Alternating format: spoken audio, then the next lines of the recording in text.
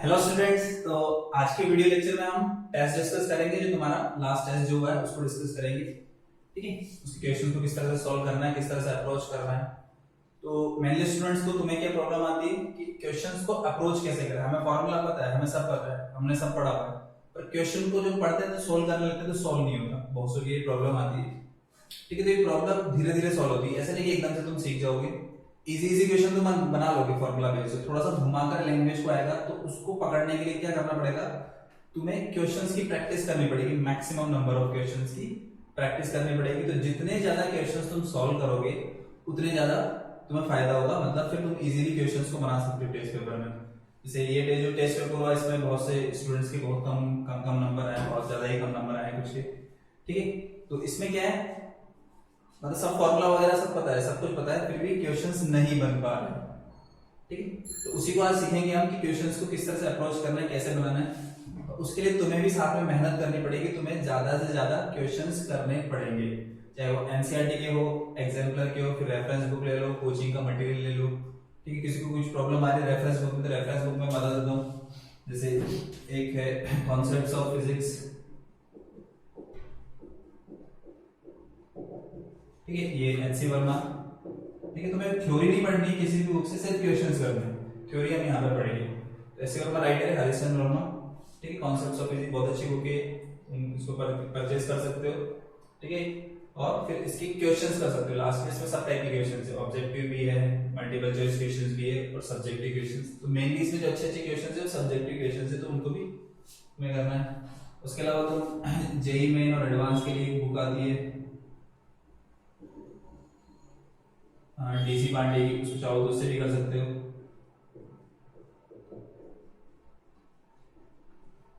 ठीक है, क्वेश्चंस करने के लिए। उसके अलावा हमारी जो रेफरेंस है एनसीईआरटी, ये करनी है तुम्हें। एग्जाम्पलर ये भी करनी ही है, तो ये सब तुम्हें करनी है ना। इसके बाद फिर ये हो जाती है दोनों, फिर कोचिंग का मटेरियल करना है।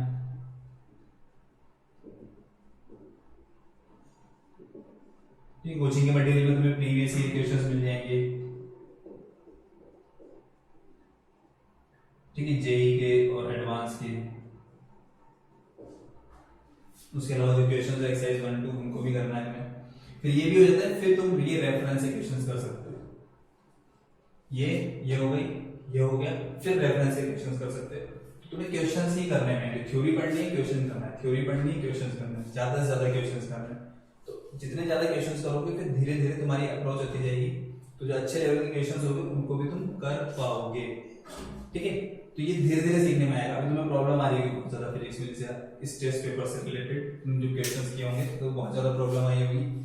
वो उसका रीजन यही है कि हम धीरे धीरे सीखेंगे, उनको एकदम से समझ में नहीं आएगा, उसमें टाइम लगेगा थोड़ा सा। ये हर साल हर 11th क्लास में जो स्टूडेंट्स आते हैं उनको सभी को प्रॉब्लम आती है, हर साल प्रॉब्लम आती है यही फिजिक्स में कि सर क्वेश्चन नहीं बनते। ठीक है, फिर वही 6 महीने पूरे रहते हैं 11th के, मतलब जो दिवाली तक आ जाते हैं, फिर दिवाली तक आने के बाद फिर फिजिक्स तुम्हें इजी लगने लगेगी, जैसे बाकी सबको अभी तक लग रही है। जैसे तुम 12th क्लास में अगर कोई पढ़ते हैं स्टूडेंट्स, उनसे अगर तुम पूछोगे तो तुम्हें पता चल जाएगा कि स्टार्टिंग में उन्हें भी टफ लगेगी। फिर धीरे धीरे धीरे धीरे पेशेंस रखो, बस क्वेश्चंस करते जाओ, बस मेहनत करते जाओ, प्रैक्टिस करते जाओ क्वेश्चंस की। जितनी ज्यादा से ज्यादा प्रैक्टिस करते जाओगे, बस अपना काम करते जाओ, बस जो हमें करना है ये हमारा काम है। धीरे धीरे धीरे धीरे तुम क्या, तुम्हारा लेवल बढ़ता जाएगा, क्वेश्चंस को पकड़ बढ़ती जाएगी। फिर जैसे क्वेश्चंस को पकड़ना आ जाएगा तुम्हें, तो फिर तुम उसको सॉल्व कर लोगे इजीली। ठीक है, तो यहाँ पर अब हम टेस्ट पेपर सॉल्व करते हैं। ठीक है, क्वेश्चंस को कैसे अप्रोच, ध्यान से देखना मैं कैसे अप्रोच कर रहा हूँ क्वेश्चंस को। ठीक है, मैं बताता भी जाऊंगा साथ में, फिर उसको हम उनको सॉल्व करेंगे। ठीक, देखो क्वेश्चन पेपर है मेरे पास, इसमें क्वेश्चन नंबर 1 मिला है मुझे। इसमें लिखा हुआ है the position x of a particle varies with time t। ठीक है, फर्स्ट क्वेश्चन है, पोजीशन वेरी कर रही है, पोजीशन है x इक्वल्स टू क्या है, a t square minus b t। तो t की फॉर्म में दिया हुआ है ये a t square minus b t cube. हमसे ऐसे पूछा है कि the acceleration of the particle will be 0 at time. तो किस टाइम पर एक्सेलरेशन 0। तो पोजीशन ली हुई है, एक्सेलरेशन निकालना है। तो ये हम कर चुके हैं। एक बार डिफरेंशिएट करेंगे तो क्या मिलता है, वेलोसिटी। डिफरेंशिएशन आना चाहिए तुम्हें।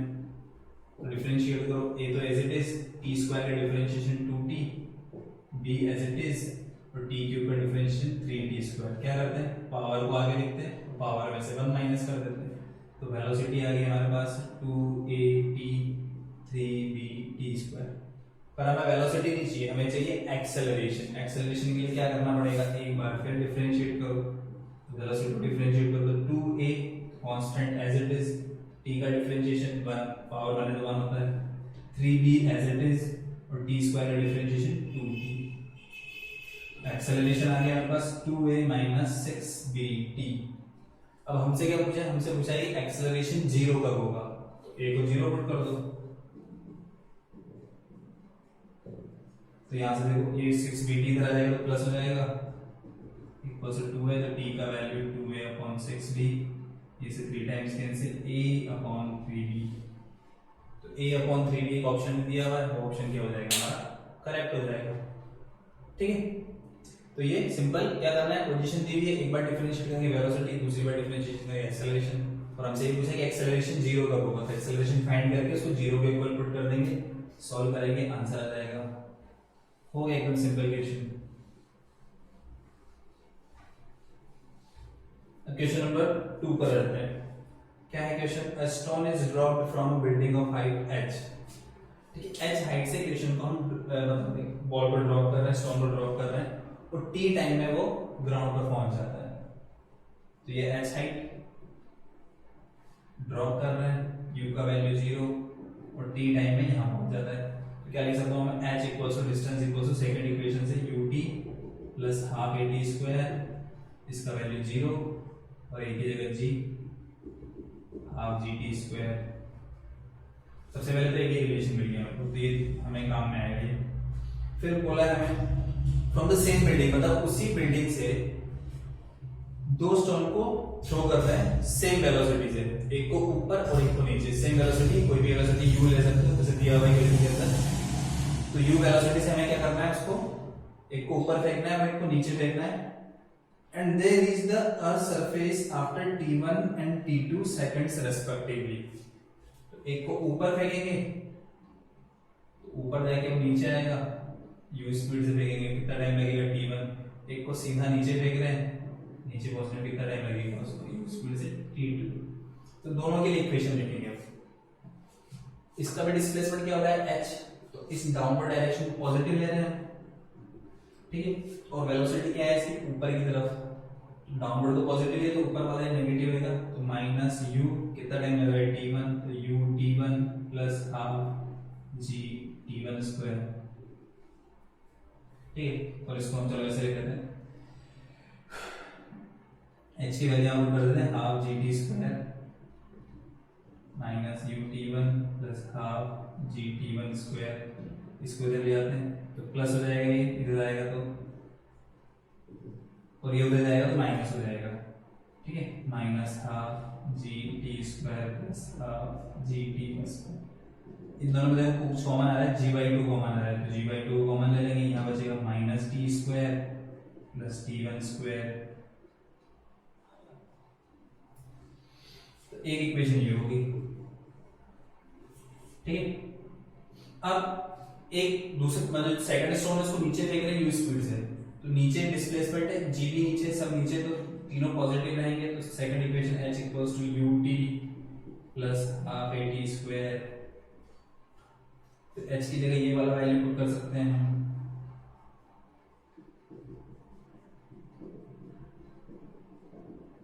फिर इसको इधर ले आऊंगा मैं, इधर आएगा तो माइनस हो जाएगा ये, और ये उधर जाएगा तो ये भी माइनस हो जाएगा, और फिर हम g/2 कॉमन ले लेंगे, तो ये minus T square plus t2 square ऐसा दिखेगा।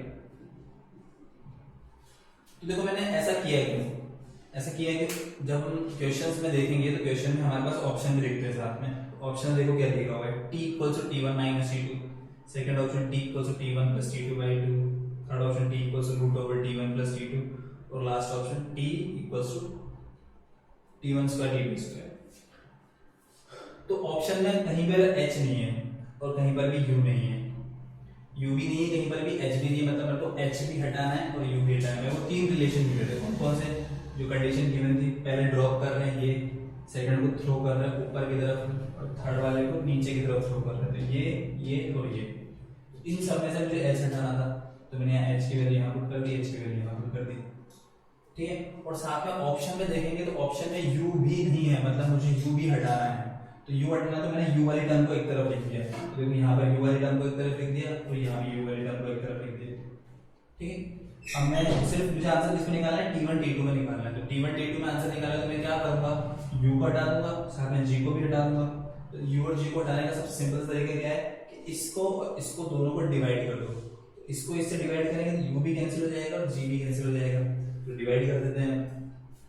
देखो समझ रहे हो कैसे मैंने अप्रोच किया, मैंने ऑप्शन देखे सबसे पहले, क्वेश्चन पढ़ने के बाद मैंने क्या किया, ऑप्शन देखे, ऑप्शन में देखने के बाद मुझे h भी कहीं पर भी नहीं मिला और t और u भी कहीं पर भी नहीं मिला, सिर्फ t है, t1 है, t2 है, मतलब मुझे h हटाना है, u हटाना है, g भी हट जाएगा, तो मैं क्या कर रहा हूँ, इसको डिवाइड कर रहा हूँ, करो डिवाइड, ut1 माइनस ut2, इसको इससे डिवाइड कर रहा है ना, इधर आ जाएगा ऊपर g/2 minus T square plus t1 square, इधर आ जाएगा g/2 minus T square plus t2 square, इसको इससे डिवाइड कर रहे हैं, कुछ कैंसिल हो रहा है, u और u कैंसिल हो जाएगा, इधर बचेगा माइनस t1 अपॉन t2, कुछ कैंसिल हो रहा है, g/2 कैंसिल हो जाएगा, minus t square plus t1 square minus t square plus t2 square. अब क्रॉस मल्टीप्लाई कर दो, इसको इधर इसको इससे मल्टीप्लाई करेंगे, minus minus plus t1 t square minus minus हो जाएगा, इसको इससे मल्टीप्लाई करेंगे तो माइनस टी स्क्वायर t2, इसको इससे मल्टीप्लाई करेंगे तो प्लस t1 स्क्वायर t2, इसको माइनस वाले को इधर ले जाओ और इस माइनस वाले को इधर ले जाओ, इसको जब मैं इधर लाऊंगा तो ये प्लस हो जाएगा, तो t1 square t square plus t square t2 square t2, ये उधर जाएगा तो प्लस हो जाएगा, t1 स्क्वायर t2 इधर इधर प्लस t1 t2 स्क्वायर। अब देखो कुछ कॉमन आ रहा है, क्या यहाँ कॉमन आ रहा है टी स्क्वायर, यहाँ भी टी स्क्वायर है, यहाँ भी टी स्क्वायर कॉमन ले लिया, t1 प्लस t2, यहाँ पे t1 t2 कॉमन आ रहा है, यहाँ बचेगा t1 और वहाँ t2, कुछ कैंसिल हो रहा है, ये कैंसिल हो जाएगा, बचेगा क्या, t square equals to t1 t2, t equals to root over, कुछ नहीं है, सिंपल मैथमेटिक्स है, तीन इक्वेशन है, तीन इक्वेशन को सॉल्व करके मुझे क्या निकालना है, आंसर निकालना है। तो आंसर में मैंने देखा कि h भी नहीं है, u भी नहीं है, g भी नहीं आ रहा, मतलब उनको को हटाना है, तो इक्वेशंस को इस तरह से जमाया मैंने, h तो पहले हट गया और u डिवाइड करेंगे तो u और g भी हट जाएगा, तो t में आंसर आ जाएगा, तो ये आंसर हो गया सिंपल, ठीक है। तो इक्वेशन इस तरह से सॉल्व हो जाएगा, इसमें तो मैं प्रॉब्लम आई होगी शायद कुछ स्टूडेंट्स को, ठीक है, इक्वेशन तो बना ली होगी पर आंसर कैसे लाएं, तो वो आंसर लाने के लिए इस तरह से सोचना है, ऑप्शन को देखकर जो जो चीज हट रही है उनको इस तरह से हटा देना है, जैसे मैंने भी हटाया है, ठीक है। अब देखो नेक्स्ट क्वेश्चन करते हैं, question number 3, water drops falls at regular intervals from a tap which is 5 metre above the ground, तो 5 मीटर की हाइट पर एक टैप है, उसे ड्रॉप्स गिर रही है रेगुलर इंटरवल पर, ग्राउंड से हाइट इसकी 5 मीटर है। The third drop is leaving the tap at the instant the first drop touches the ground, मतलब जो फर्स्ट ड्रॉप है ये पहली वाली जब ग्राउंड पे टच करती है तो थर्ड वाली लीव करती है, मतलब सेकंड वाली बीच में कहीं पर होगी। हमें ये बताना है कि सेकंड वाले की ग्राउंड से हाइट कितनी है, तो सबसे पहले देखो हमें हाइट पता है, ड्रॉप हो रही है और गिर रही है, तो पहले वाली जो ड्रॉप है उसको यहाँ से यहाँ तक पहुंचने में कितना टाइम लगेगा, टाइम निकाल सकते हैं, तो h हाइट से गिर रहा है, टाइम कितना लगेगा, रूट ओवर 2h/g, 2h का वैल्यू 5 मीटर, g का वैल्यू 10, तो ये 1 सेकंड आ जाएगा, मतलब इस ड्रॉप को 1 सेकंड लगा नीचे आने में। और हमें पता है कि रेगुलर इंटरवल्स पे ड्रॉप गिर रही है, रेगुलर इंटरवल मतलब पहले ड्रॉप गिरी, उसके t टाइम के बाद दूसरी ड्रॉप गिरेगी, फिर उसके t टाइम के बाद तीसरी ड्रॉप गिरेगी, ठीक है। इसको चलो कैपिटल D लिख लेते हैं, यहाँ से यहाँ इसका टाइम इंटरवल भी t है, इनके बीच का टाइम इंटरवल भी t है, तो t और t 2t, उसका वैल्यू 1 सेकंड, तो t का वैल्यू मतलब ड्रॉप्स के बीच में जो टाइम इंटरवल है वो हाफ सेकंड, मतलब हाफ सेकंड में ड्रॉप्स गिर रही है, पता चल गया। हमसे कुछ इसकी हाइट पूछे, ये कितनी हाइट है, तो ये वाली डिस्टेंस निकाल सकते हैं हम। सेकंड ड्रॉप को कितनी डिस्टेंस चले, तो कितना टाइम इंटरवल है इसके बीच में, आधा सेकंड, तो आधे सेकंड में कितनी चली होगी, वही s equals to half g t square, t time में कितना चलेगा, सेकंड इक्वेशन से g का वैल्यू 10 और t का वैल्यू हाफ, 0.5 स्क्वायर करेंगे 0.25, इसको मल्टीप्लाई करेंगे तो 1.25 मीटर। तो कितना डिस्टेंस चला इसने, 1.25, टोटल कितना है 5, तो हाइट हो जाएगी ग्राउंड से 5 में से इसको सब्ट्रैक्ट कर देंगे तो ये आ जाएगा, तो 5 माइनस 1.25 इक्वल्स टू 3.75 मीटर। हो गया सॉल्व, आ गया आंसर। ठीक है, तो ये भी इजी क्वेश्चन था। इसके बाद क्वेश्चन नंबर 4 पर पहुंच जाते हैं हम। इसका आंसर, इस वाले का आंसर था 3.75 हो, क्योंकि ग्राउंड साइड पूछे तो ग्राउंड साइड 3.75 होगी। क्वेश्चन नंबर 4 पर पहुंच गए। अब ball is throne up with a certain velocity, किसी एक वेलोसिटी से बॉल को ऊपर फेंका, so that it reaches a maximum height h। So maximum height कितनी, h तक चली जाएगी। तो बॉल को फेंका ऊपर, यहां तक h हाइट तक जा रही है ये, फिर उसके बाद वापस नीचे आ रही है। ठीक है, मान लो u से देख रहे हैं, तो u और h में रिलेशन पता है हमें, h इक्वल्स लिख सकते हैं u स्क्वायर बाय 2g, या u इक्वल्स लिख सकते हैं root over 2gh। Maximum height और जिस स्पीड से थ्रो कर रहे हैं, थर्ड इक्वेशन से हम ये निकाल चुके हैं। अब find the ratio of the times in which it is at h/3। तो जब बॉल जो है जब h/3 हाइट पर होगी ग्राउंड से, तो एक बार तो जाते टाइम होगी h/3 पर और एक बार आते टाइम होगी। तो यहाँ से ये वाला टाइम उसको t1 ले लेते हैं, तो यहाँ से घूमकर यहाँ आएगा उसको t2 ले लेते हैं। तो इस वाले टाइम और इस वाले टाइम का मुझे क्या निकालना है, रेशियो निकालना है।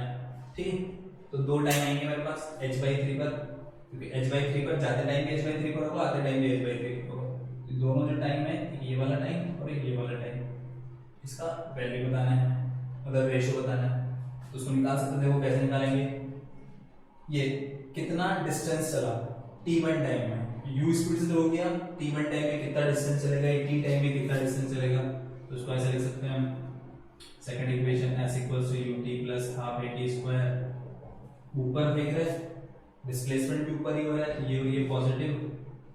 ठीक है, ये डिस्प्लेसमेंट h/3 है हमारा, u का वैल्यू ओवर 2gh है। ठीक है, और g ग्रेविटी नीचे लग रही है, तो ऊपर पॉजिटिव है तो ग्रेविटी नेगेटिव आएगी। ठीक है, अब इसको इधर ले आते हैं, तो ये हाफ जी टी स्क्वायर इधर आएगा, माइनस हो जाएगा, और ये प्लस h/3। तो ये टी में क्वाड्रेटिक बन गई। क्वाड्रेटिक का सॉल्यूशन हमें आता है, तो दो वैल्यूज यहाँ से टी टाइम की निकल जाएगी।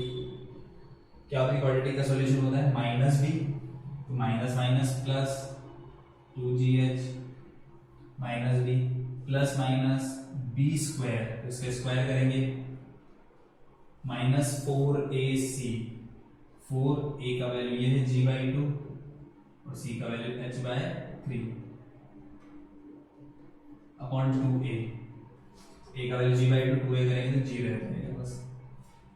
तो t इक्वल्स में दिखेगा मुझे क्या, root over 2gh plus minus ये 2gh और ये 2gh/3, तो 1 माइनस 1/3 2/3 थे 4/3gh हो जाएगा।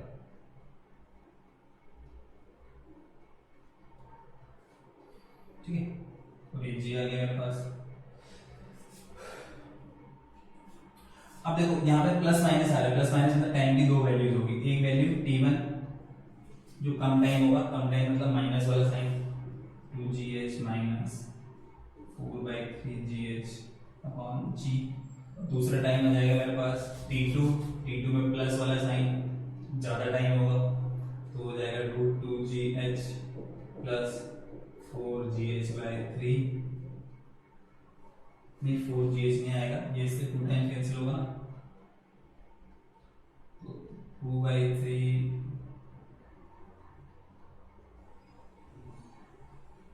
2 माइनस 2/3 करके 4/3 है, सही कर रहे हैं। अब हाँ जी, दोनों का रेशियो निकालना है t1 t2 का, रेशियो निकाल लो T1/T2, ठीक है। इसको इससे डिवाइड करेंगे, जी और जी तो कैंसिल हो जाएगा, यहाँ √2GH माइनस 4/3GH, नीचे √2GH प्लस 4/3GH।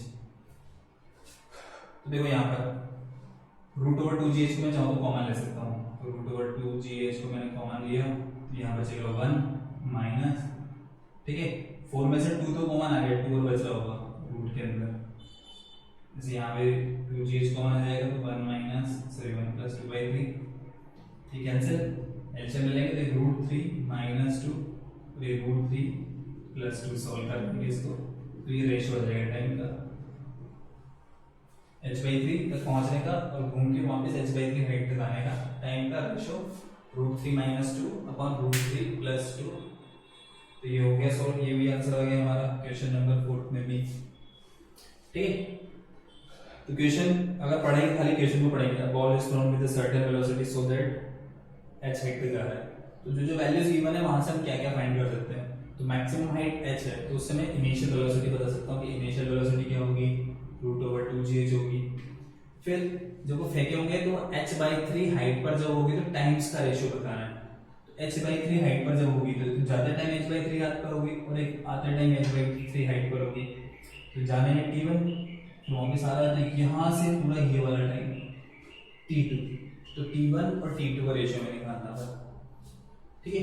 तो मैंने टाइम T ले लिया, मान लो T टाइम में यहाँ पहुँचता है, T की वैल्यू निकाली, क्वाड्रेटिक निकाल के तो दो वैल्यू जाएगी T की, एक तो ऊपर जाते टाइम की वैल्यू ये वाली और एक घूम के वापस नीचे आने वाली वैल्यू ये, फिर इसका रेशियो निकालेंगे, इसका रेशियो, तो आंसर आ जाएगा, ठीक है। Question number 5, in figure position diagram mass impulse. तो ये क्वेश्चन हमारा थोड़ा गड़बड़ हो गया, फिगर नहीं दिया हुआ एक तो, और एक इंपल्स हमें पढ़ा नहीं है, ये क्वेश्चन बोनस हो जाएगा। क्वेश्चन नंबर 5 हमारा बोनस है, ठीक है। अब क्वेश्चन नंबर 6 पर आ जाते हैं, तो बोनस कर दिया, क्वेश्चन नंबर 6 पे बहुत आ जाएगा।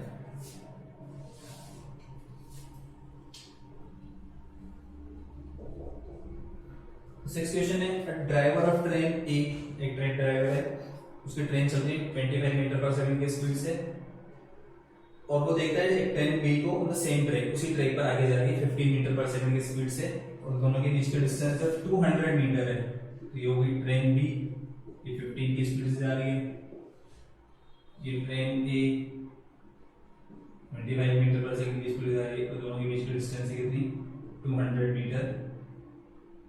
जब ये इसको देखता है, ठीक है, और देखते ब्रेक लगा देता है, ब्रेक लगाने लग जाता है, तो क्या है, अगर ये 25 से चलता रहता, ब्रेक नहीं लगाता, तो इसकी स्पीड ज्यादा है, इसकी स्पीड कम है, सेम ट्रैक पे जा रहे हैं, तो इसको जाकर ये ठोक देगी, ठीक है, इसको मार देगी, टक्कर लग जाएगी, दोनों की कोलाइड हो जाएंगे, पर कोलिजन नहीं करानी हमें, ड्राइवर को बचाना है, ट्रेन को भी बचाना है, तो क्या करेगा, उस वजह से ये वाला जो ड्राइवर है ब्रेक लगाने लगता है, और ब्रेक लगाते लगाते ये, ठीक है, तो देखो कोलिजन कब नहीं होगी, कोलिजन कब नहीं होगी, या तो इसकी जो स्पीड है अगर वो 15 से ज्यादा हुई, यहाँ पर पहुंच गए, फिर भी स्पीड 15 से ज्यादा है, 15 से ज्यादा है तो ज्यादा स्पीड की वजह से आगे जाएगा, उसे ठोक देगा।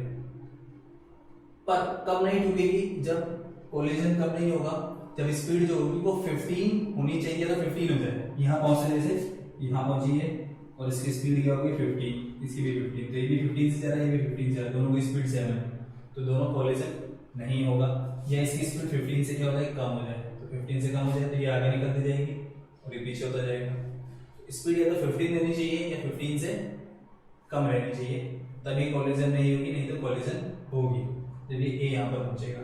तो ए कितना चल सकता है 200, तो मैक्सिमम लेके चलते हैं कि हम मैक्सिमम लेके चलते हैं कि जब ए यहाँ पर पहुंचेगा तो इसकी स्पीड हो जाती है 15 मीटर/सेकंड, तो ये इनिशियल स्पीड है और ये इसकी फाइनल हो जाएगी। रिटार्डेशन दिया हुआ है, कितना दिया हुआ है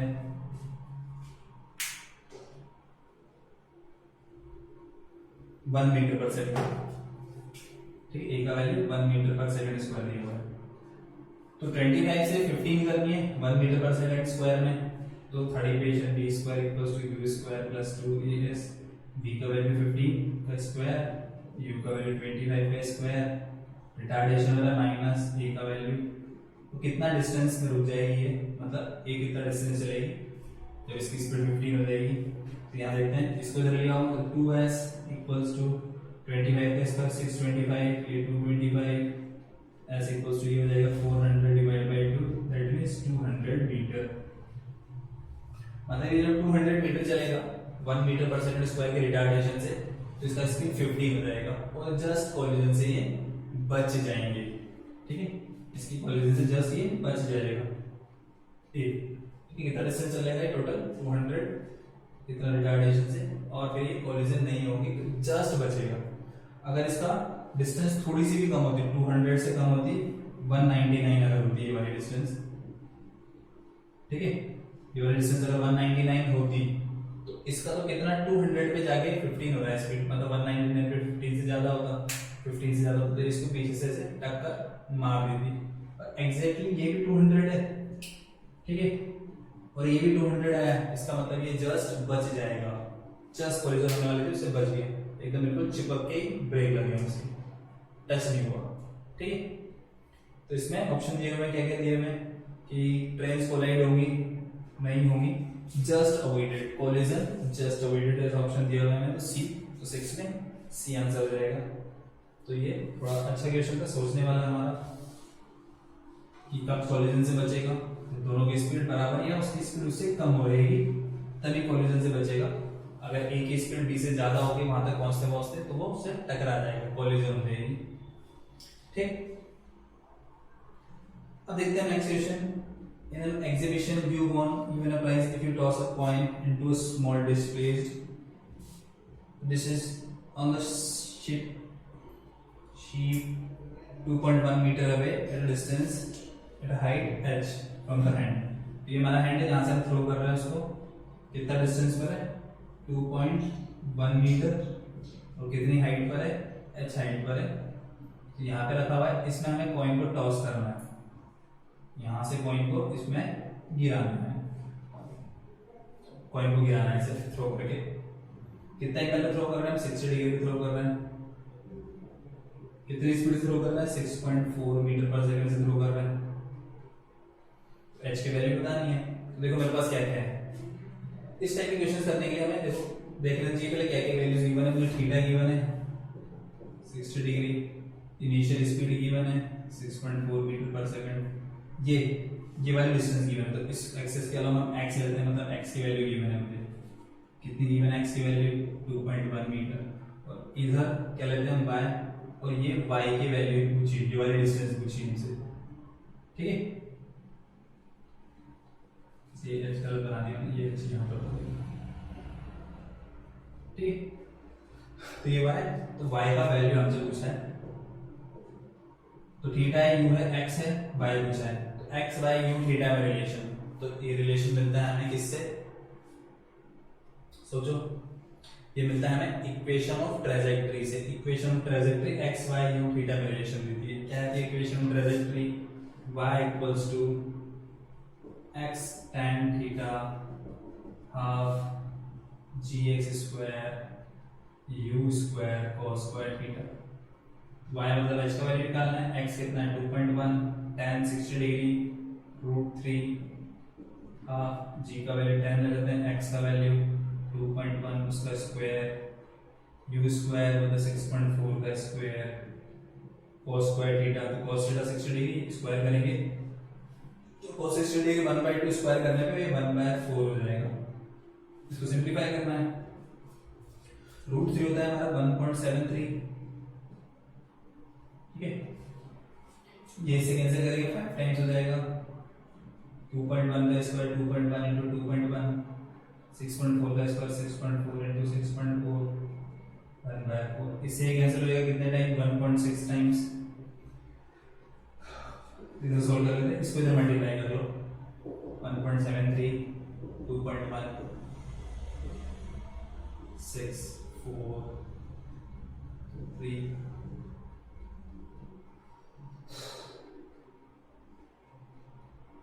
3.6 3, ये तो इधर आ गया, ये वाला तो इसको भी सॉल्व कर लेते हैं।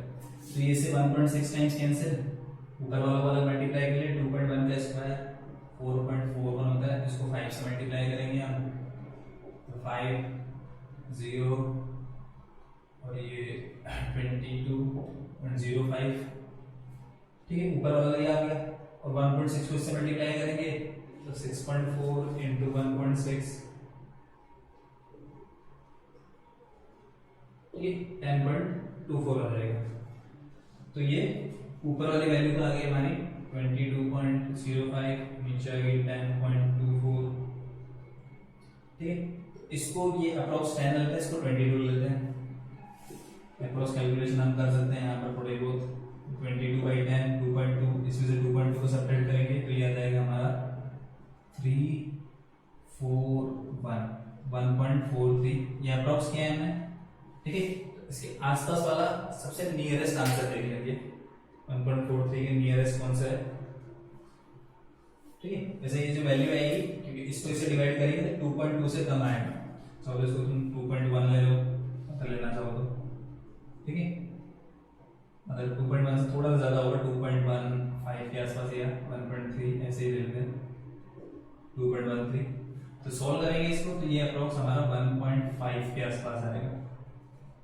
जैसे तुम कैलकुलेशन कर सकते हो, तो इसमें अप्रॉक्स कैलकुलेशन करें, जैसे मैंने करी अप्रॉक्स कैलकुलेशन 1.43 से थोड़ा सा ज्यादा होगा, ठीक है, थोड़ा ज्यादा होगा तो ये 1.5 के आसपास आंसर, जैसा ऑप्शन दिया हुआ है हमें 7th में सी वाला आगे क्या कि बस थोड़ी सी कैलकुलेशंस के अंदर थोड़ी सी ज्यादा, बाकी कर लेंगे इक्वेशन ऑफ ट्रेजेक्टरी अप्लाई करके। इक्वेशन नंबर 7 हो गया, क्वेश्चन नंबर 8 पर आ जाते हैं।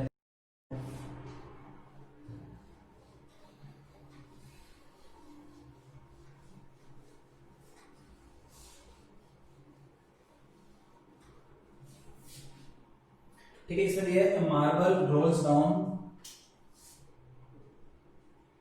फ्रॉम टॉप ऑफ स्टेयरकेस, ये ऐसे स्टेयरकेस बनी हुई है, ठीक है, यहां से रोल डाउन करती है वो, ये वाली हाइट है y और ये है x, सबकी सेम है, ये भी y है ये x है और ये ऐसे आके इस एज पे गिरता है यहाँ पर, ठीक है। उसमें बोला है ये nth स्टेप है, nth स्टेप है तो ये 1 2 n होगी तो ये हाइट हो जाएगी इसकी कितनी h इक्वल्स टू ny और ये डिस्टेंस कितनी होगी range x x, nth step है तो ये nx हो जाएगी रेंज। तो r और h में रिलेशन होता है क्या, हॉरिजॉन्टल प्रोजेक्टाइल में क्या लिखा था हमने u√2h/g, ये nx और ये ny, हम n की वैल्यू निकाले स्क्वायर कर दो तो ये n square x square u square 2h हुआ 2ny/g, ये n कैंसिल हो जाएगा, x स्क्वायर को उधर ले जाओ तो n की वैल्यू आ जाएगी कितनी n equals to 2u square y/x square g, ऐसा ऑप्शन दिया हुआ है 2u square y/g square, third option, तो थर्ड ऑप्शन इसका आंसर हो जाएगा। तो देखो यहाँ से ये ऐसे गिर रही है, यहाँ टकरा रही है nth स्टेप पर, इससे मुझे क्या रेंज, एक तो रेंज हॉरिजॉन्टल रेंज पता चल जाएगी और एक हाइट पता चल जाएगी, ठीक है। रेंज हो जाएगी nx, हाइट हो जाएगी ny, u स्पीड से कर रहा है तो h r और u के बीच में रिलेशन ये लिखा था हमने, सॉल्व कर लेंगे आंसर आ जाएगा, ठीक है। क्वेश्चन नंबर 8 हो गया, क्वेश्चन नंबर 9 पर पहुंच जाते हैं। Girl standing on a pedestal at rest,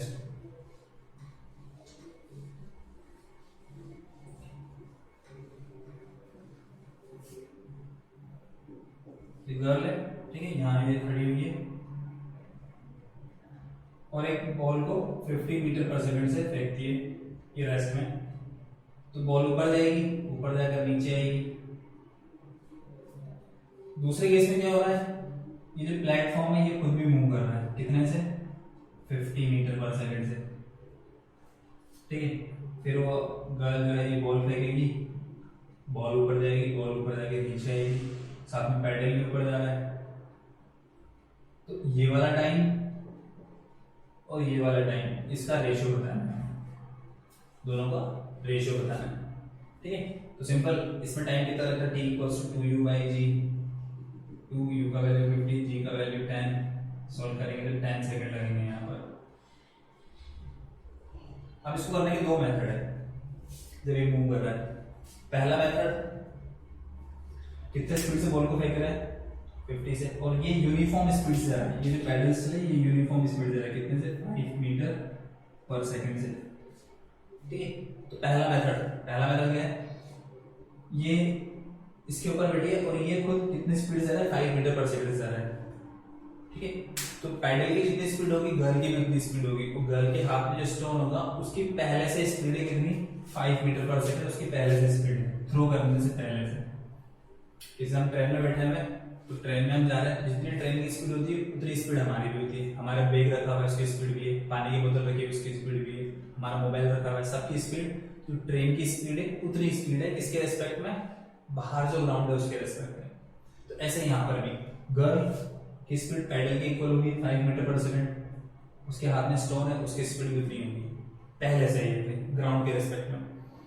अब फिर क्या कर रही है, वो कितनी स्पीड से फेंक रही है उसको, 50 मीटर पर सेकंड से ऊपर की तरफ फेंक रही है, तो 5 तो पहले से 50 और दे रही है, तो टोटल स्पीड कितनी हो जाएगी उसकी, स्टोन की कितनी स्पीड हो जाएगी, 55, 50 पहले से थी, मतलब 5 पहले से थी, 50 होती तो 55 की स्पीड से ऊपर जाएगी। ठीक है, ऊपर जाके नीचे आएगी, और साथ में क्या हो रहा है, ये पैडल भी मूव कर रहा है, कितना स्पीड से मूव कर रहा है, ये मूव कर रहा है 5 मीटर पर सेकंड से। तो मान लो ये यहाँ पर ऐसे पहुंचती है, तो ये जो बॉल है ये कितना डिस्टेंस लगा, इसने h डिस्टेंस लगा, डिस्प्लेसमेंट कितना डिस्प्लेसमेंट है, h डिस्प्लेसमेंट कितने टाइम में, t2 टाइम में, और उतने टाइम में ये प्लेटफॉर्म भी मूव कर रहा है, तो प्लेटफॉर्म को यहाँ से यहाँ पहुंचने में कितना टाइम लगेगा, t2, जितने टाइम में बॉल यहाँ से यहाँ पहुंचेगी उतने टाइम में पैडल भी यहाँ से जाएगा, वो टाइम हमने क्या मान लिया, t2 ले लिया।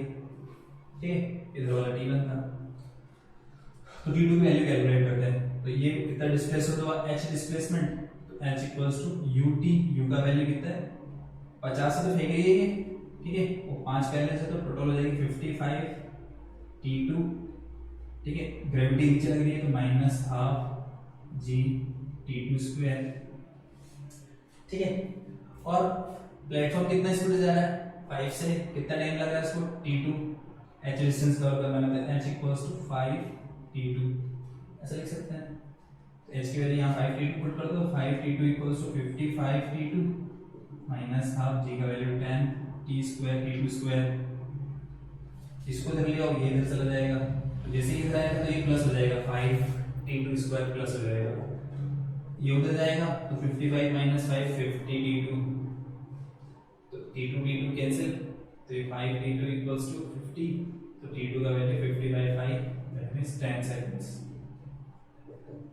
इसका रेशियो निकालेंगे तो 1:1 आएगा, दोनों को सेम टाइम लगेगा। एक मेथड तो ये हो गया। दूसरा मेथड, ये प्लेटफॉर्म पे यूनिफॉर्म स्पीड से आ रहा है, किस स्पीड से मूव कर रहा है, यूनिफॉर्म स्पीड से मूव कर रहा है, मतलब इसका एक्सेलरेशन 0, इसका कोई एक्सेलरेशन नहीं है, तो रिलेटिव एक्सेलरेशन क्या हो जाएगा इसका, 0, मतलब एक्सेलरेशन जो होगा वो सिर्फ इसका होगा। देखो इसका एक्सेलरेशन 0 है, जो बॉल थ्रो करेगा उसका एक्सेलरेशन कितना होगा, g। ठीक है, तो g का वैल्यू 10 मीटर पर सेकंड, ये एक्सेलरेशन है, और प्लेटफॉर्म के रेस्पेक्ट में कितनी स्पीड थ्रो कर रही है, 50 की स्पीड से थ्रो कर रही है ये, तो यहां से यहाँ टाइम कितना लगेगा भाई, 2u/g। अगर इसका एक्सेलरेशन होता प्लेटफॉर्म का, तब यहाँ पे ये टाइम डिफरेंट आता, इसका एक्सेलरेशन ये कांस्टेंट स्पीड से मूव हो रहा है, चाहे ये ऊपर जा रहा होता है चाहे ये नीचे जा रहा होता, दोनों केस में आंसर सेम आता, 10 सेकंड ही जाता। रेस्ट में हो ये यूनिफॉर्म स्पीड से मूव कर रहा हो प्लेटफॉर्म, दोनों केस में सेम टाइम पर ही बॉल ऊपर से नीचे पहुंचेगी, मतलब हाथ से दोबारा हाथ में आएगी। ठीक है, तो इस चीज को हम ध्यान में रख सकते हैं। ये हो गया क्वेश्चन नंबर 9 हमारा, दोनों को 10 सेकंड लगेंगे। अब क्वेश्चन नंबर 10 पे आ जाते हैं। 2 cannons installed at top of a cliff.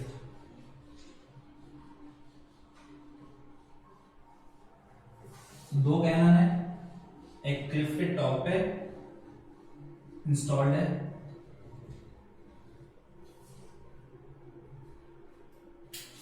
एक क्लिफ है, इसकी हाइट दी हुई 10 मीटर, इसको दो कैनन लगी हुई है, हॉरिजॉन्टल और एक ऐसे 60 डिग्री एंगल।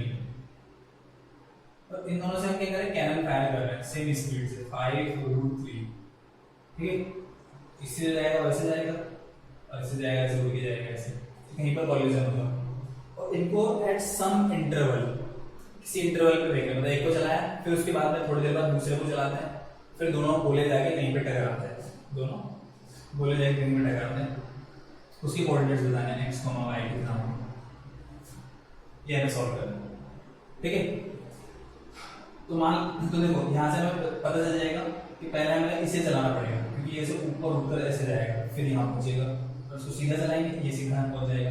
पहले इसको चला रहे हैं, इसको यहाँ से यहाँ तक पहुंचने में t1 टाइम लग रहा है, फिर इसको चला रहे हैं, इसको यहाँ से यहाँ तक पहुंचने में t2 टाइम लग रहा है, दोनों की स्पीड सेम है। इसको 60 डिग्री एंगल पे फेंक रहे हैं, इसका कंपोनेंट निकाल सकते हैं, इधर कंपोनेंट आएगा 60 डिग्री के साथ वाला,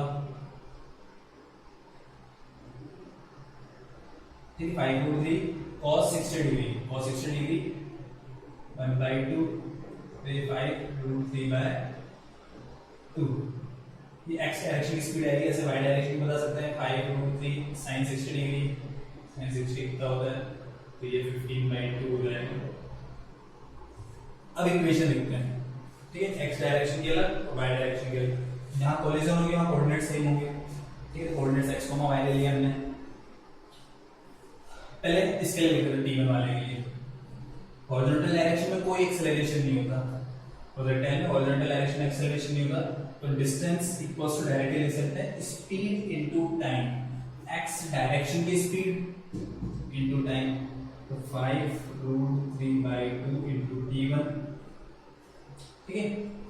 और दूसरे वाले के लिखते हैं, तो दूसरे वाला कितना स्पीड से आ रहा है, 5√3, x डायरेक्शन की स्पीड है ये, क्योंकि हॉरिजॉन्टली इसको फायर कर रहे हैं, कितना टाइम लग रहा है t2, distance equals to speed into time 5√3 t2, तो यहाँ से t1 की वैल्यू बताएंगे हम 2t2 हो जाएगी, t1 इक्वल्स टू 2t2, ठीक है। तो ये x से ये रिलेशन मिला, अब y से देखते हैं।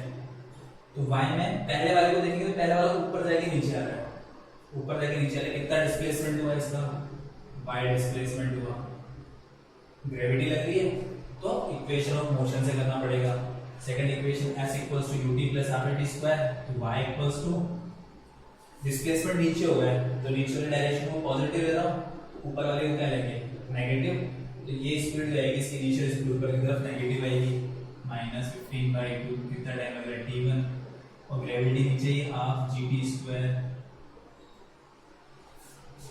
अब दूसरे से निकालते हैं, तो दूसरे की वर्टिकल डायरेक्शन में स्पीड 0, क्योंकि इसको हॉरिजॉन्टली थ्रो कर रहे हैं, वर्टिकल स्पीड 0 होगी, वर्टिकल स्पीड 0 होगी तो क्या आ जाएगा इसका y इक्वल्स टू, ठीक है, नीचे की तरफ इसको लिख देंगे हम 12 g t2 स्क्वायर, ठीक है। ये दोनों y है तो इसको हम ऐसे लिख देंगे 12 g t2 स्क्वायर -15/2 t1, और t1 के लिए क्या लिख सकते हैं 2t2, तो 2t2 लिख दो प्लस 12 g, तो यहाँ 2t2 लिखेंगे तो ये हो जाएगा 4t2 square.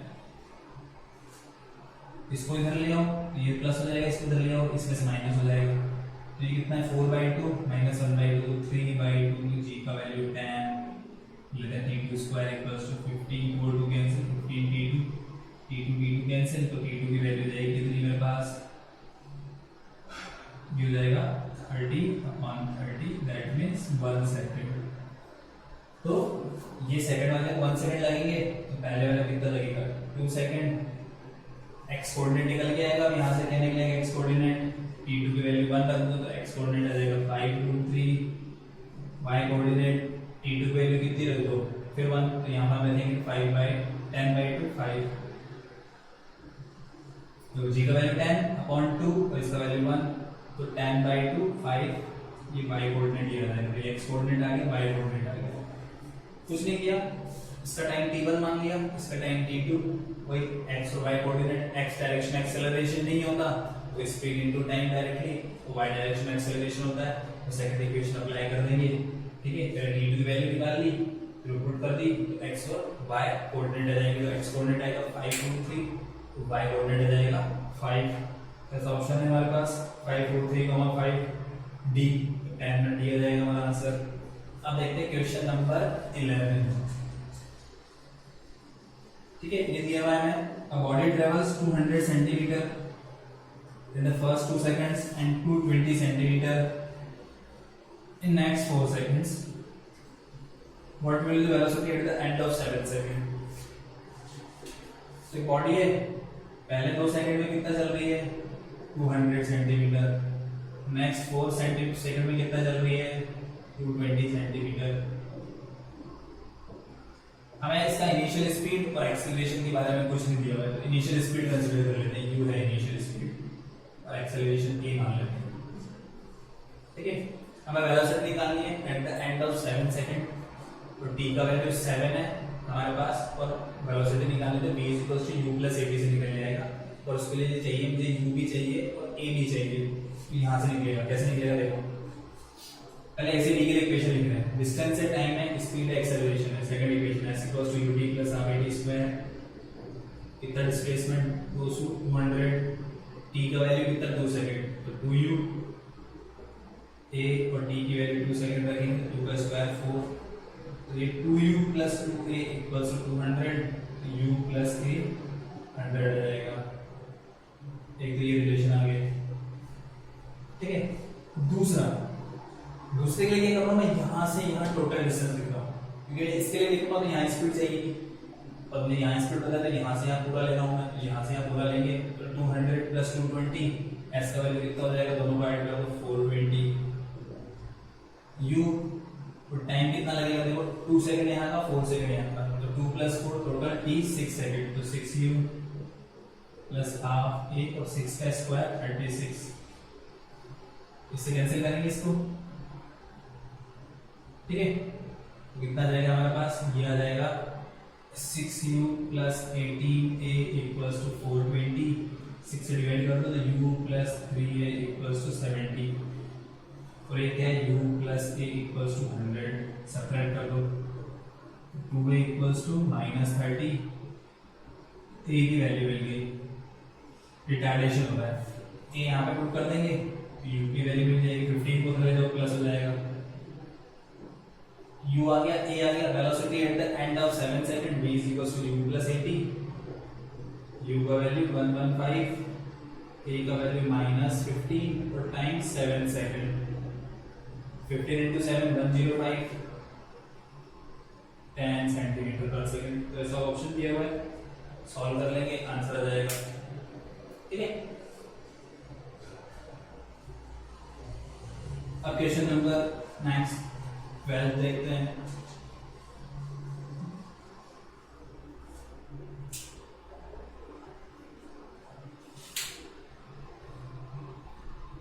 Four person K, L, M, N are initially at rest 4 corners of a square of side B.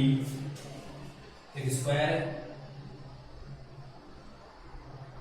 ठीक है, K, L, M, N, B side है।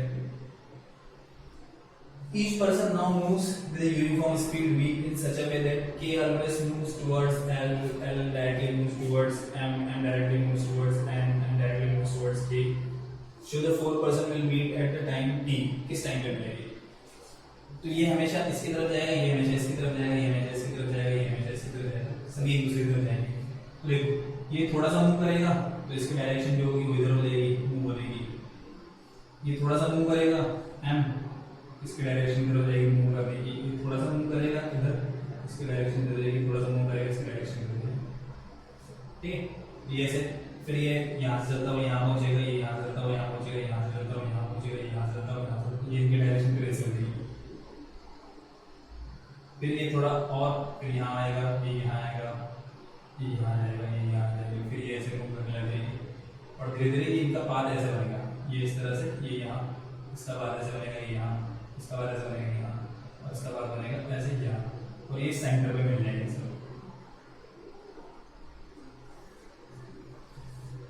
तो ये हमेशा एक दूसरे की तरफ जा रहा है, तो ये इसकी ये एल की डायरेक्शन में आएगा, ये इसकी डायरेक्शन में आएगा, तो फाइनली सब कहाँ मिलेंगे? सेंटर पे। ठीक है, यहाँ से मूव करना स्टार्ट किया था, यहाँ पहुंच गया। इनिशियल डायरेक्शन क्या थी? वेलोसिटी की थी, v स्पीड इसकी इस पॉइंट पर पहुंच गए यहाँ पहुंचे तो डिस्प्लेसमेंट लिख रहा हूँ। तो देखो ये d है, ये भी d है, तो टोटल ये पूरा होता है √2d। ये क्या हो जाएगा उसका आधा, तो √2v/2 मतलब d/√2। ये तो इसका डिस्प्लेसमेंट हुआ, यहाँ से यहाँ पहुंचा तो डिस्प्लेसमेंट आ गया। और जिस डायरेक्शन में डिस्प्लेसमेंट होता है वेलोसिटी भी उसी डायरेक्शन में रहती है। इसकी इनिशियल वेलोसिटी इस तरह थी, तो इस डायरेक्शन में कंपोनेंट आएगा इसका कितना, ये 48 डिग्री एंगल होता है, तो v cos 45 मतलब v/√2। स्पीड हो जाएगी इसकी v/√2, वेलोसिटी हो जाएगी इसकी v/√2, और डिस्प्लेसमेंट इतना, तो टाइम डिस्प्लेसमेंट अपॉन स्पीड, तो d/v इतने टाइम में ये यहां पर पहुंच जाएगा। तो इसको चाहते तो ट्रायंगल में भी कर सकते थे, ये ट्रायंगल लेते इक्विलेटरल, साइड इसका d ले लेते हैं, ये हमेशा इसकी तरफ मूव करेगा, ये हमेशा इसकी तरफ, ये हमेशा इसकी तरफ, ठीक है। ये भी ऐसे ही पहुंचता, ये घूमता हुआ यहाँ सेंटर पहुंचता, ये घूमता हुआ यहाँ पहुंचता, ये घूमता हुआ यहाँ पहुंच जाता। कितना डिस्प्लेसमेंट होता, ये d है तो ये वाली डिस्टेंस होती है 2d/√3। उसको चाहो तो कैलकुलेट कर सकते हो, ट्रिग्नोमेट्री सिंपल से हो जाता है। ये मतलब ये d/2 होता है, ये 30 डिग्री होता है, ठीक है। तो इसका ये कंपोनेंट है, मतलब ये r मान लो, तो r का 30 डिग्री कंपोनेंट है, d/2 r cos 30 d/2 के इक्वल है, इसे इक्वल देते हैं हमने d/2√3। तो ये r का वैल्यू और cos 30 √3/2 d/√3 होगा, √3 नहीं होगा, तो d/√3 होती है डिस्टेंस।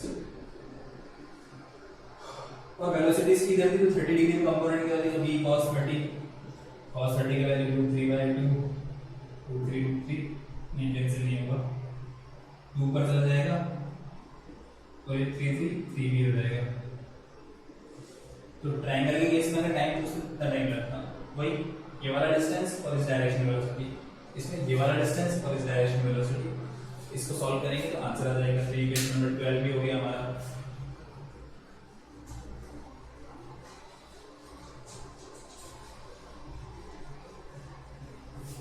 इसके बाद आते हैं क्वेश्चन नंबर 13 पे।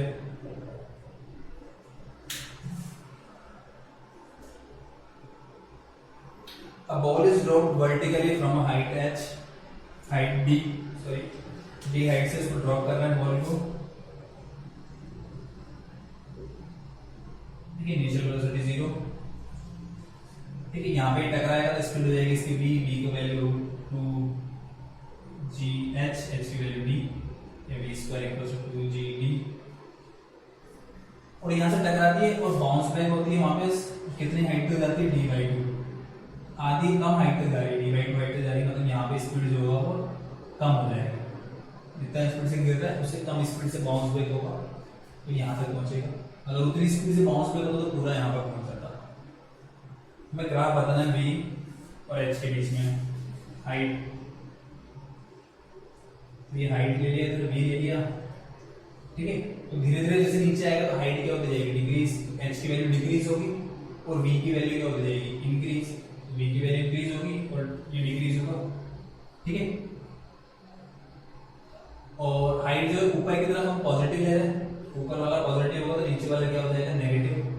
और v और d में अगर देखेंगे हम, या v और h में अगर देखेंगे तो ये डायरेक्टली प्रोपोर्शनल नहीं है, ये ऐसे है, एक पावर 2 है एक पावर 1 है। तो एक ग्राफ होता है पैराबोला होता है, स्ट्रेट लाइन नहीं होता। h की वैल्यू डिक्रीज होती जाएगी, v की वैल्यू इंक्रीज होती जाएगी, तो ये ऐसे आएगा पहले। फिर जैसे बाउंस बैक होगा वेलोसिटी की डायरेक्शन क्या होगी, अपोजिट, ऊपर मतलब पॉजिटिव, और वो भी कम, ये वाली वैल्यू ज्यादा होगी, ये वेलोसिटी कम होगी। फिर इससे ऊपर जाएगा, कितने हाइट तक जाएगा, सिर्फ d/2 तक, तो ये d है, ये d/2 है, ठीक है। ये स्पीड v है और ये जो होगी यहाँ पर हम d/2 लिख देंगे, तो v/√2 हो जाएगी।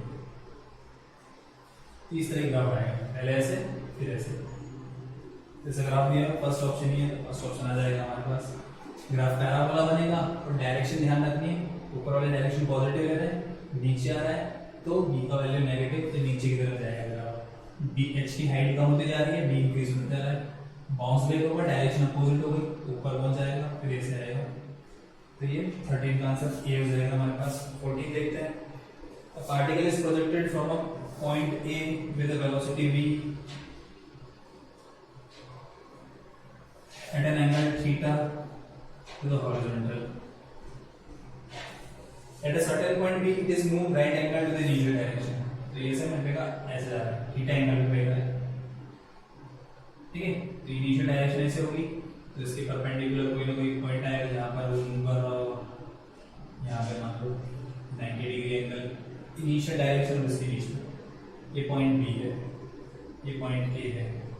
यू स्पीड से फेंका है, तो यहाँ पे वेलोसिटी कंपोनेंट लिख सकते हैं क्या, यू cos थीटा इधर you sin theta. Velocity you vector क्या हो जाएगा, you cos theta I cap you sin theta J cap. और टी टाइम, इस टी टाइम लग रहा है मान लो यहाँ पे वेलोसिटी लिख सकते हैं। टी टाइम पे वेलोसिटी का फॉर्मूला लिखा था मैं, क्या लिखा था, you cos theta I cap plus you sin theta minus gt J cap. T time पे वेलोसिटी का फॉर्मूला प्रोजेक्ट टाइम पे लिखा था। तो दो वेलोसिटीज है और इनकी डायरेक्शन ये परपेंडिकुलर। तो हमने बेसिक वेक्टर्स जब पढ़ रहे थे तो वेक्टर में बोला था जब भी दो वेक्टर्स परपेंडिकुलर हो तो इसका मतलब होता है उनका डॉट प्रोडक्ट क्या होगा, जीरो। इसका और इसका डॉट प्रोडक्ट जीरो कर देंगे। तो जब भी दो वेलोसिटीज परपेंडिकुलर होती है तो डॉट प्रोडक्ट जीरो कर दो। तो आई कैप का आई कैप से करेंगे u cos theta into u cos theta u square cos square theta. फिर इसको इससे करेंगे तो u sin theta u square sin square theta. फिर ये इससे मल्टीप्लाई होगा तो minus u sin theta gt equals to 0। U cos square theta u sin square theta u square रहेगा minus u sin theta gt equals to 0। U square equals to u sin theta gt। यहाँ से t की value रहेगी, एक you cancel, u upon g sin theta. इतने time के बाद initial फेंका हमने, इतने टाइम के बाद जो वेलोसिटी जो होगी वो इनिशियल वेलोसिटी की क्या होगी, परपेंडिकुलर डायरेक्शन मोशन परपेंडिकुलर हो जाएगी। तो इस ऑप्शन दिया हुआ है the time of flight from A to B is, A से बी तक पहुंचने में कितना टाइम लगेगा, u upon g sin theta. u की जगह से v स्पीड से रहेगा तो v की value v upon g sin theta. तो यहां से हो जाएगा 14 का। अब क्वेश्चन नंबर 15 पे पहुंच जाते हैं। देखो question number 15, the relative velocity of car A with respect to car B is 30√2 due northeast। तो पहले नॉर्थ ईस्ट कैसे बना लो, ये ईस्ट, ये नॉर्थ, ये साउथ, ये वेस्ट। ईस्ट मतलब पॉजिटिव एक्स एक्सिस और नॉर्थ मतलब पॉजिटिव वाई एक्सिस और नॉर्थ ईस्ट मतलब जस्ट मिड में, ठीक है। तो वेलोसिटी दी हुई है, velocity of a with respect to b मतलब va माइनस vb दिया हुआ है मुझे। Velocity of a with respect to b मतलब va minus vb equals to कितना है, 30√2 तो मैग्नीट्यूड है और ये वाले डायरेक्शन बिल्कुल बीच में, बिल्कुल बीच में मतलब 45 डिग्री पर, ठीक है। तो डायरेक्शन को लिख सकते हैं बिल्कुल 45 डिग्री पर। अगर हमें लिखना होता है तो ऐसे लिख देते हैं 30, ये 30√2 है, इसको कंपोनेंट लिखा जाएगा 30√2 cos 45 आई कैप और इधर आ जाएगा 30√2 sin 45 जे कैप। cos 45 1/√2, √2 कैंसिल, 30 आई कैप प्लस 30 जे कैप। तो ये हो गया हमारे पास va माइनस vb।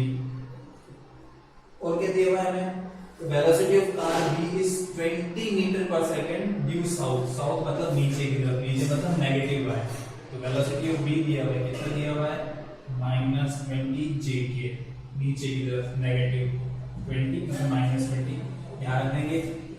तो v है माइनस 20 जे के माइनस माइनस प्लस 30 आई के प्लस 30 जे के, इसको उधर ले जाएंगे तो v वेक्टर क्या हो जाएगा 30 आई के प्लस 10 जे के। वेलोसिटी ऑफ ए मिल गया मुझे।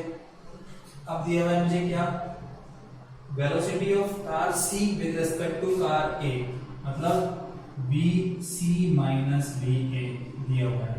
क्या दिया हुआ है, 10√2 मीटर पर second due north west. North west मतलब इधर, नॉर्थ वेस्ट इधर मतलब नेगेटिव x और पॉजिटिव y। x के साथ माइनस आएगा, कितना है 10√2 वही sin 45 डिग्री 1/√2 माइनस आई कैप और 10√2/√2 जे कैप पॉजिटिव। और a का वैल्यू मेरे पास कितना है 30i प्लस tan j हो जाएगा minus tan i plus tan j। तो VC का वैल्यू देखो क्या होगा, ये बदल जाएगा तो प्लस 30 हो जाएगा, माइनस 30 हो जाएगा, प्लस 30 माइनस 10 20 आई, माइनस 10 हो जाएगा प्लस हो जाएगा 10 और 10 20 j। 20 आई के प्लस 20 j के मैग्नीट्यूड अगर लिखेंगे इसका विद 20 √2 आ जाएगा मीटर पर सेकंड। डायरेक्शन क्या है आई के प्लस जे के, वाई के प्लस जे के मतलब north east. Positive x positive y मतलब इधर ये नॉर्थ ईस्ट हो जाएगा। बीसी की वैल्यू हो जाएगी मेरे पास 20 √2। नॉर्थ ईस्ट कितना एंगल बना रही 45 डिग्री, 45 डिग्री एंगल आ जाएगा। तो ये हमारा आंसर हो जाएगा इसका 15 में बी, सॉरी बी 15 में ए, फर्स्ट ऑप्शन आएगा। क्वेश्चन नंबर 16 पे जाते हैं।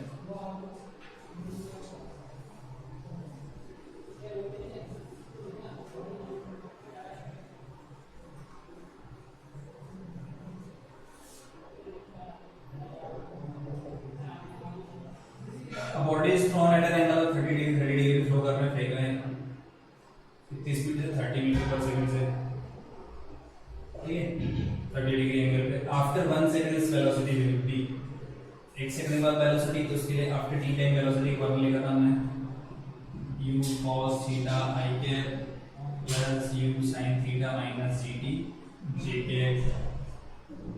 u का वैल्यू 30 cos 30 √3/2 i के, u का वैल्यू 30 sin 31/2, g का वैल्यू 10, t का वैल्यू 1, j के 15 √3 i के 15 minus 10 5 g के। मैग्नीट्यूड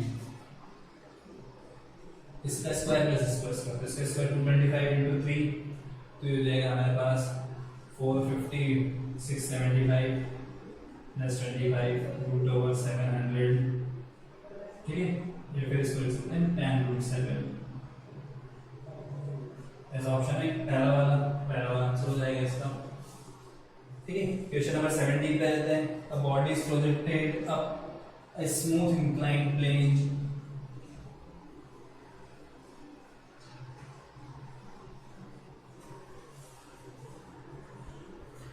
(20 √2) लेंथ इस प्लेन की, तो ये प्लेन ऐसे, ठीक है 45 डिग्री पर कितनी स्पीड से प्रोजेक्ट कर रहे हैं u स्पीड से, ठीक है। और इसके बाद फिर इसमें ऐसे गड्ढा जाता है, पानी भरा हुआ है, तो यहाँ से ये ऐसे जाएगी बॉल इसके ऊपर, फिर ये ऐसे यहाँ से लॉन्च होगी और लॉन्च होगी यहाँ पहुँच जाएगी।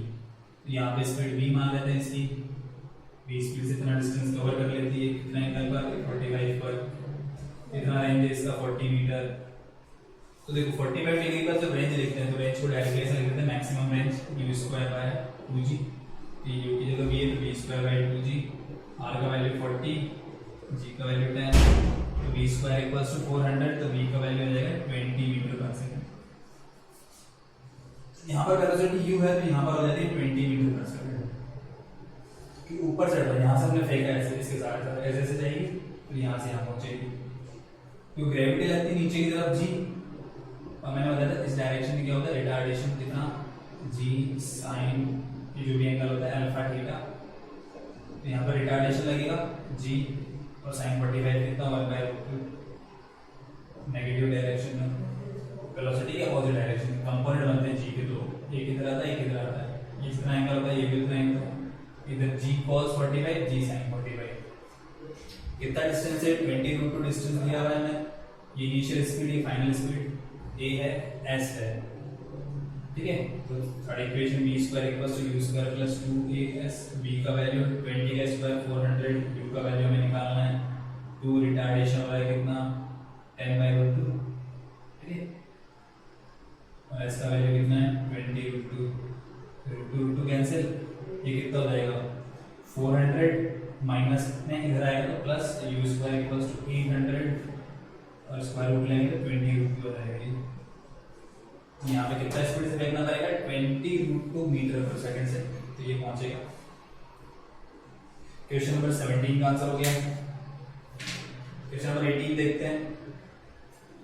A particle is projected with a velocity v such that its range on the horizontal plane is twice its greatest height. Range जो है मैक्सिमम हाइट की 2 टाइम्स है। r equals to 2h, r का value होता है u square 2 sin theta cos theta upon g, और h का value होता है u square sin square theta upon 2g। Solve करो, g से g कैंसिल, 2 से 2 cancel, u square cancel, 1 sin theta cancel हो जाएगा, यहाँ बचेगा 2 cos थीटा और यहाँ बचेगा sin थीटा। तो ये sin theta upon cos theta tan theta का वैल्यू 2। ट्रायंगल बना लो एक ऐसे, ये थीटा है, ये 2/1 और ये √5 हो जाएगा, 2 का स्क्वायर प्लस 1 का स्क्वायर √5। तो यहाँ से cos थीटा sin थीटा लिख सकता हूँ मैं। cos थीटा क्या हो जाएगा 1/√5, sin थीटा क्या हो जाएगा 2/√5। हमें क्या निकालना है, रेंज निकालनी है, और वेलोसिटी v दिया हुआ है, तो रेंज का फॉर्मूला इंप्रूव कर देंगे, r equals to v square 2 sin theta 2/√5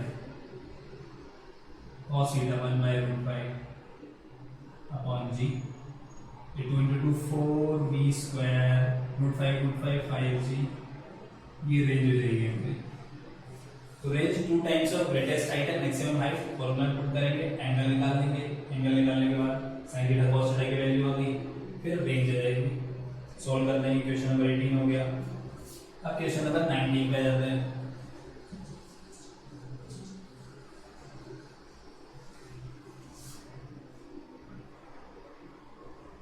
An aeroplane is moving horizontally with a speed दिया हुआ है उसका 720 km/h, मीटर पर सेकंड में कन्वर्ट करेंगे, 5/18 से मल्टीप्लाई कर देंगे, फिर देगा 200 मीटर पर सेकंड। कितनी हाइट पे उड़ रहा है, 396.9 मीटर हाइट पर। फूड पैकेट गिराता है, तो हॉरिजॉन्टल रेंज बतानी है, रेंज हॉरिजॉन्टल, ये फॉर्मूला होता है हमारे पास 396.9 अपॉन 9.8, इसको इससे कैंसिल करेंगे हम, ठीक है। तो ये आएगा हमारे पास 40.5, 2 से मल्टीप्लाई करेंगे 81 को रूट से बाहर निकालेंगे तो 9 बाहर निकलेगा, ये 1800 मीटर आ जाएगी इसकी रेंज। तो ऑप्शन है डी वाला, टाइम 9 सेकंड और रेंज 1800, 19 का आंसर हो जाएगा, सिंपल एकदम। फिर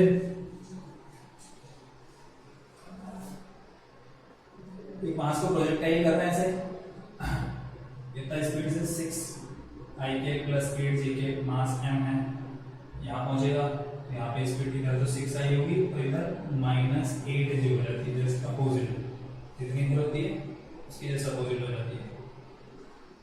चेंज इन मोमेंटम क्या होता है, initial minus final, final minus initial, तो फाइनल ये है 6i माइनस 8j, मास से मल्टीप्लाई करेंगे, mass into velocity, initial mass into velocity,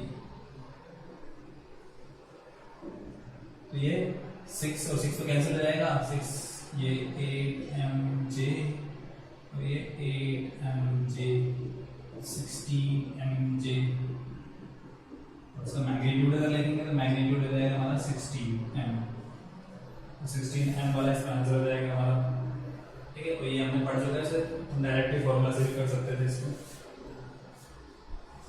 question number 21 पे आते हैं। A lift moves upward with an acceleration, एक लिफ्ट अपवर्ड जा रही है एक्सेलरेशन से 1.2 मीटर पर second square. A nail falls from the ceiling of the lift, एक nail गिर जाती है सीलिंग से, 3 मीटर है फ्लोर से लिफ्ट के बीच का डिस्टेंस, ये लिफ्ट, ये 3 मीटर, ठीक है। ये लिफ्ट खुद जा रही है कितने एक्सेलरेशन से, 1.2 मीटर पर सेकंड स्क्वायर से, और यहां से नैल गिरती है, ठीक है। The distance of its fall with reference to the shaft of the lift. Shaft मतलब एक फिक्स पोजीशन होगी जिसके रेस्पेक्ट में ये चल रही है, तो ये शाफ्ट मतलब ये पॉइंट ले लेते हैं, इसके रेस्पेक्ट में ये नैल कितना डिस्टेंस कवर करेगी, तो नीचे आएगी लिफ्ट ऊपर जाएगी, तो लिफ्ट की पोजीशन कुछ यहाँ पर हो जाएगी ऐसे, नेल यहाँ से यहाँ गिर जाएगी। तो नेल इतना डिस्टेंस चलेगी S1 और लिफ्ट में कितना डिस्टेंस चला S2। देखो S1 प्लस S2 इसका सम किसके इक्वल है 3 मीटर के इक्वल। इक्वेशन मुझे पता है।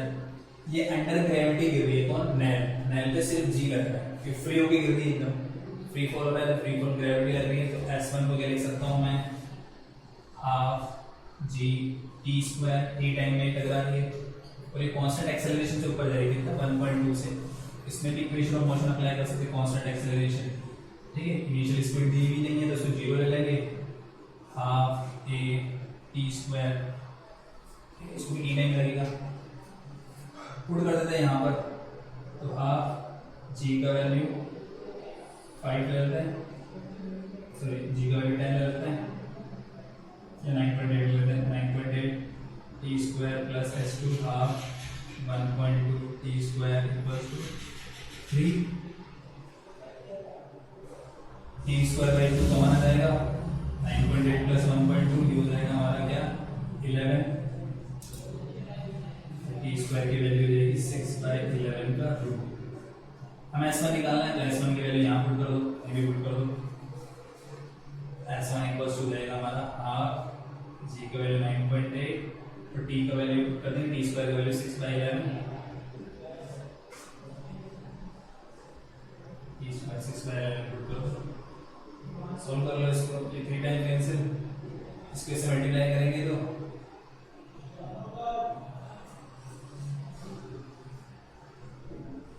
ये रहेगा हमारा 2.68 के आसपास।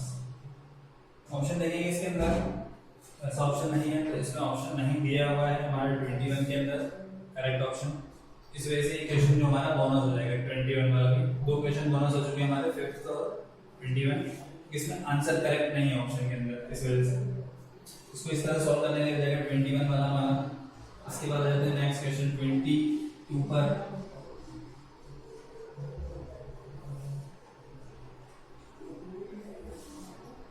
तो 22 क्वेश्चन है हमारा body is moving with uniform speed in a horizontal circle A ऐसे मूव कर रही है यूनिफॉर्म स्पीड से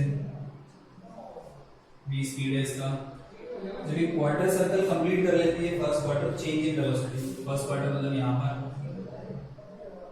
ठीक है।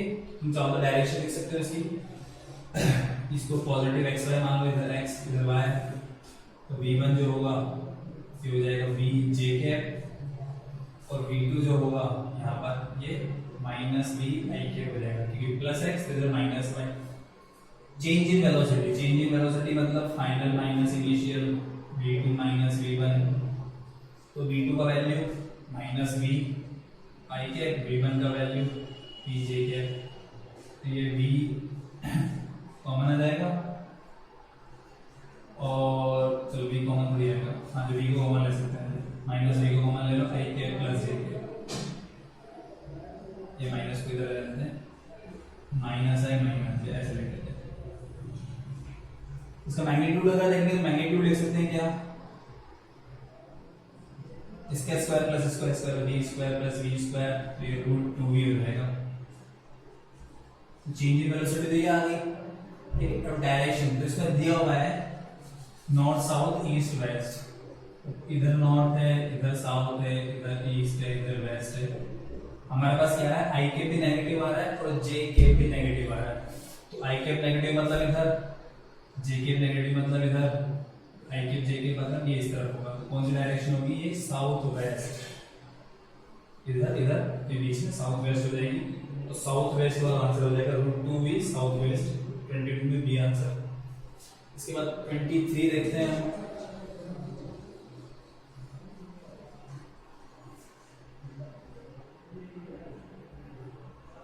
A body is thrown from a point with a speed 50 at an angle of 37 degree from horizontal. When it is moved distance 80 meter, it is distance from point of projection. जैसे particle को हमने throw किया इस तरह से इतनी speed से throw किया 50 मीटर पर सेकंड से। तो जब इसकी स्पीड यहाँ से डिस्टेंस 80 मीटर होती है तो इसकी हाइट बताने कितनी होगी। x दिया हुआ है हमें y बताना है, u है, एंगल है, तो equation of trajectory y equals to u x tan theta minus half gx square u square cos square theta. Value put कर दो, x की वैल्यू क्या है 80 और tan 37 पता होगा, ये 3/4 होता है।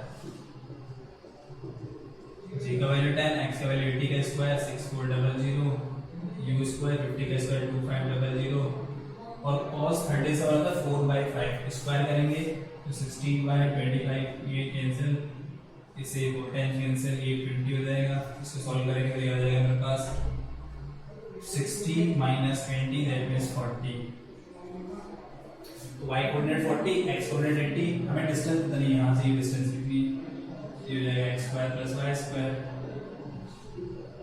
तो 80 स्क्वायर प्लस 40 स्क्वायर, ये हो जाएगा √8,000। इसको लिख देंगे हम क्या 40√5, ये हो जाएगा आंसर हमारा। ठीक है, 23 में हमारा आंसर आ जाएगा सी। क्वेश्चन नंबर 24 देखते हैं।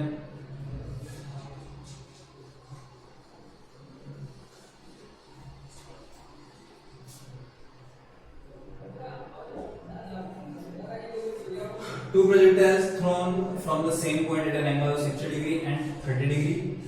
तो 60 और 30 से फेंकते हैं, तो सेम स्पीड से फेंक रहे हैं, नहीं सेम स्पीड से नहीं फेंक रहे हैं, सेम हाइट अटेन कर रहे हैं वो, तो इनिशियल वेलोसिटी का रेशियो रखना है।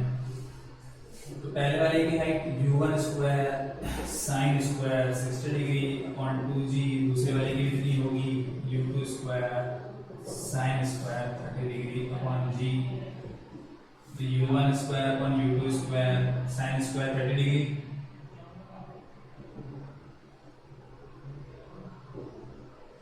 और sin स्क्वायर 60 डिग्री, तो u1 by u2 क्या हो जाएगा, sin 30 की वैल्यू 1/2, sin 60 3/2, 2 कैंसिल बनता है √3, u1 अपॉन u2 की वैल्यू 1/√3 आ जाएगी, तो 24 का आंसर हो गया हमारा।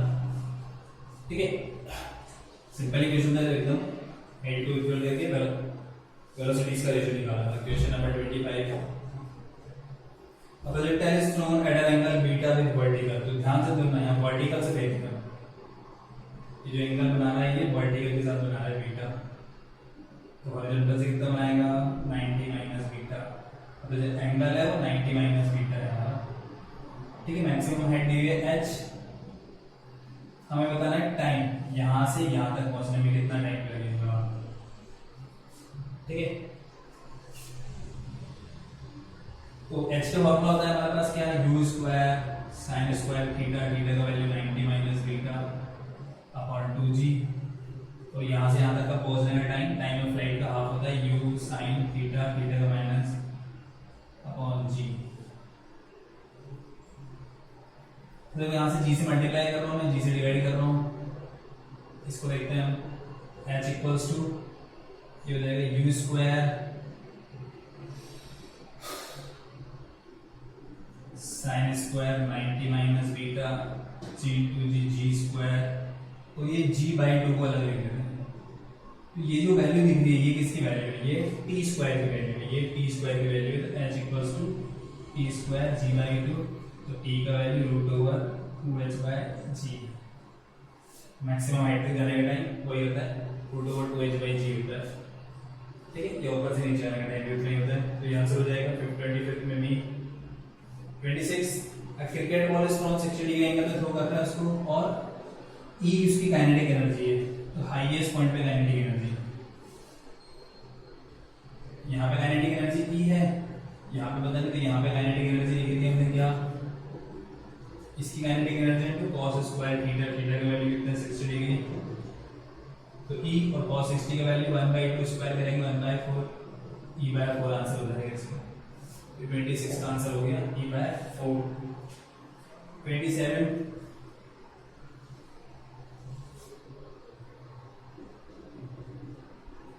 Ball is thrown at different angle में थ्रो कर रहे हैं यू स्पीड से, सेम स्पीड से, दोनों टाइप इस तरह से कि उनकी रेंज सेम रहे, सेम पॉइंट से रेंज सेम रहे, तो रेंज सेम कब रहती है जब एक बार थीटा से और एक बार 90 माइनस थीटा से फेंके, तो जो मैक्सिमम हाइट्स होती है उनका सम हमने लिखा था u²/2g। तो यहाँ एक y1 है, एक y2 है, y1 + y2 का सम u²/2g। थर्ड ऑप्शन आ जाएगा यहाँ पर भी। क्वेश्चन नंबर 28, के काइनेटिक एनर्जी से थ्रो कर रहे हैं पार्टिकल को, ठीक है, रेंज इज कितनी r, it will have minimum kinetic energy. जब यहाँ से थ्रो करते हैं तो ये ऐसे जाता है, तो यहाँ पे स्पीड इसकी मिनिमम होती है, जैसे बढ़ जाता है स्पीड डिक्रीज होती है मिनिमम, फिर इसके बाद इंक्रीज होती है मैक्सिमम। तो यहाँ स्पीड मिनिमम होती है और ये डिस्टेंस कितनी होती है, रेंज की आधी। तो जब काइनेटिक एनर्जी मिनिमम होगी तो उसकी रेंज होगी हाफ, मतलब 0.5 r। सेकंड ऑप्शन आ जाएगा 28 में। 29,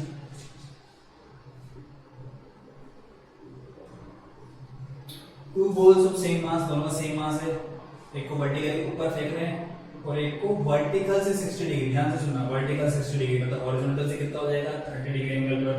ratio of their potential energy at highest point, potential energy 9 class में पढ़ा था mgh होता है, तो इनका रेशियो क्या हो जाएगा, तो हाइट्स का रेशियो होगा भाई